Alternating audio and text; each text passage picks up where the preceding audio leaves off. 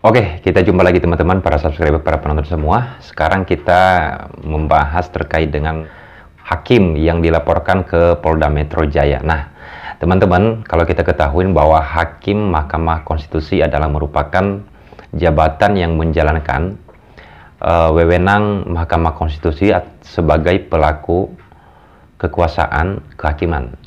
Jadi setiap putusan yang dikeluarkan oleh Mahkamah Konstitusi wajib dijalankan pembacaan putusan oleh Mahkamah Konstitusi, oleh hakim-hakim yang ada di Mahkamah Konstitusi, berbeda dengan salinan putusan yang dikeluarkan. Nah, kemudian seluruh hakim yang ada di Mahkamah Konstitusi dan termasuk paniteranya dilaporkan, teman-teman. Dalam Mahkamah Konstitusi tersebut berisi dengan 9 orang hakim.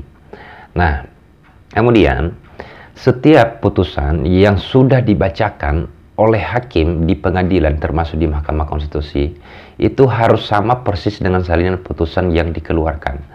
Nah, yang menjadi masalahnya putusan yang dibacakan oleh Mahkamah Konstitusi dengan salinan putusan yang dikeluarkan berbeda, atau ada frasa atau ada kata-kata yang berbeda, ya.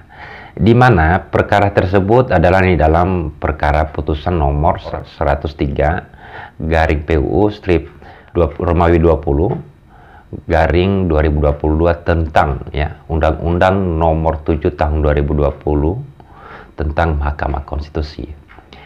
Ada di dalam pembacaan putusan yang mengawali dengan kata "dengan demikian", tetapi ketika dikeluarkan salinan putusannya yang ada adalah "ke depan". Jadi hanya dengan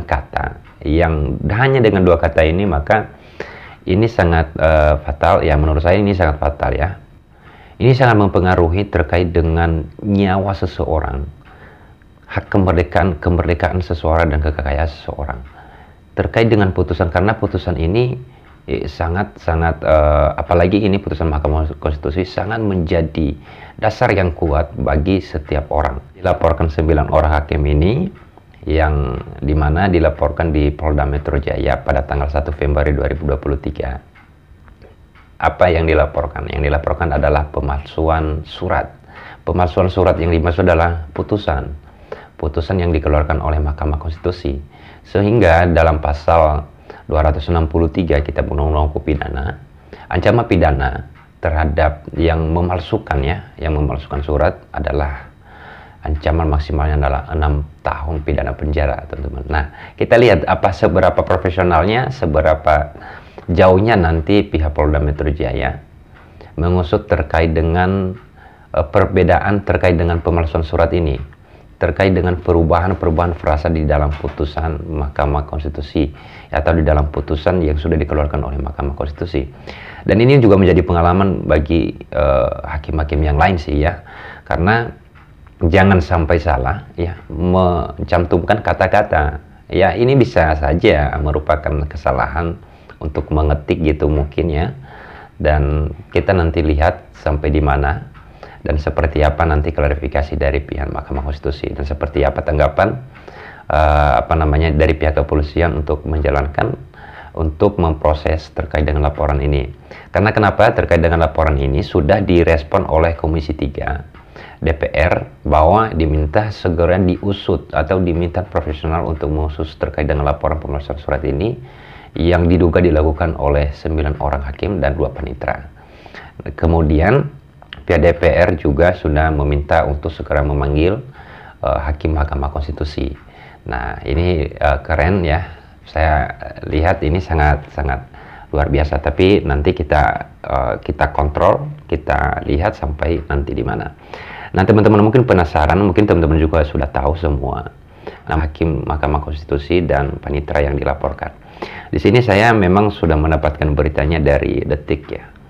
Ada 9 orang hakim: Anwar Usman, Arif Hidayat, Wahiduddin Adams, Suhartoyo, Manahan MP Sitompul, Saldi Isra, Eni Nurbaningsih, Daniel Yusmik, Pancastaki Fuh, M. Guntur Hamzah, dan 2 orang paniteranya adalah Muhyiddin sebagai panitera perkaranya, perkara nomor 103 garing PUU strip Romawi 20 garing 2022, dan panitera pengganti ya namanya Nurlidia Stefani Hikmah. Nah, ini nanti kita lihat, ini luar biasa seru sih ya, karena pastinya hakim lebih hati-hati untuk mengeluarkan putusan. Apalagi sekarang ini putusan bisa dibaca, ada yang dibacakan melalui online, ada juga putusan yang hanya dikirim melalui e-court ya. Masing-masing biasanya lawyer sudah mempunyai e-court atau pengacara sudah mempunyai e-court. Biasanya nggak datang ke pengadilan, jadi nggak dibacakan putusannya. Jadi kita lihat di e-court. Nah, kadang-kadang memang perlu diperhatikan juga teman-teman. Apakah nanti di dalam salinan putusan yang dikeluarkan sama apa enggak? Kalau ada perbedaan, nah ini juga merupakan nanti pedoman kita jika kasus ini diusut benar-benar oleh pihak Polda Metro Jaya. Terima kasih teman-teman. Ya, semoga terkait dengan laporan kepada Hakim Mahkamah Konstitusi segera kita mendapatkan hasil perkembangannya, dan semoga ini menjadi terakhir ya, menjadi hal yang terakhir, merupakan kejadian yang terakhir untuk hakim-hakim yang ada di Indonesia terutama sih ya, karena bukan hanya di Mahkamah Konstitusi, ini di pengadilan, di Mahkamah Agung, di pengadilan tinggi, pengadilan negeri, pengadilan agama, ini perlu memperhatikan putusan-putusannya. Oke, terima kasih dan sampai jumpa lagi.